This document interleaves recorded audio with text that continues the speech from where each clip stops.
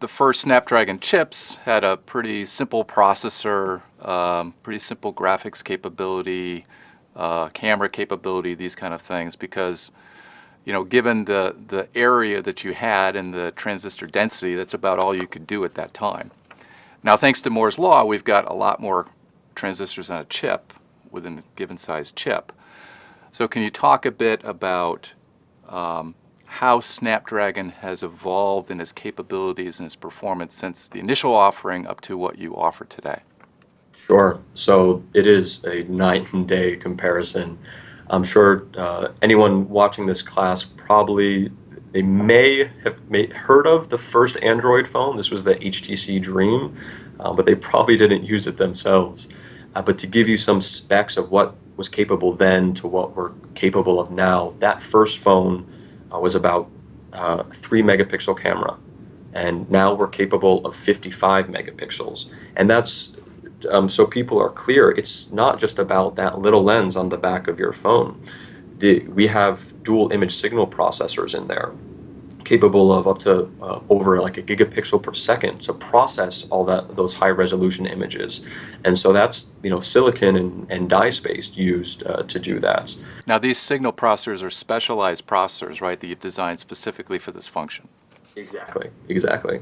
And other examples, so on the performance side, it's a night and day difference. I believe the first Qualcomm chip in that phone was probably 500 megahertz. We're now pushing past 2.5 gigahertz.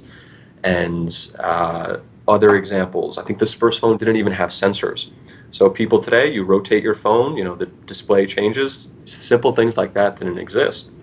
You had 0 sensors, now you have north of 7.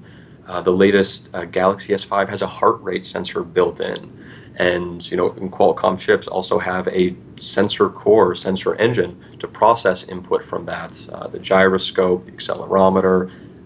They're even moving to pressure sensors to determine what level of a building you're on, what floor, because there's different altitude. Other examples, resolution. That first phone was, I believe, 400 by 300 was the screen's resolution. Now our chips can support native 4K displays on tablets. And smartphones today, like the LG G3 I have, has a 2K display. And so that is a massive, massive amount of pixels we have to push to the screen and process, whether it's for gaming or UI, whatever the case might be. Right, so it's not just a matter of having the resolution. It now demands a lot more processing when you increase the number of pixels to that degree. More processing, more memory bandwidth. You need a lot more horsepower to drive those sort of use cases. And one other example I think people don't realize much about is the amount of satellites for global positioning that these phones can now handle. It started off where you would lock into one satellite, but now our chips can support multiple satellite constellations. For example, the European Union has its own set of satellites. The US or GPS has it. There's the Russian GLONASS system. China has its own set of satellites. And so when you can use all of these, you get a faster time to fix, a more accurate position, and all of these things are things that are happening under the surface, but people don't realize it's tied to the SoC and to the silicon.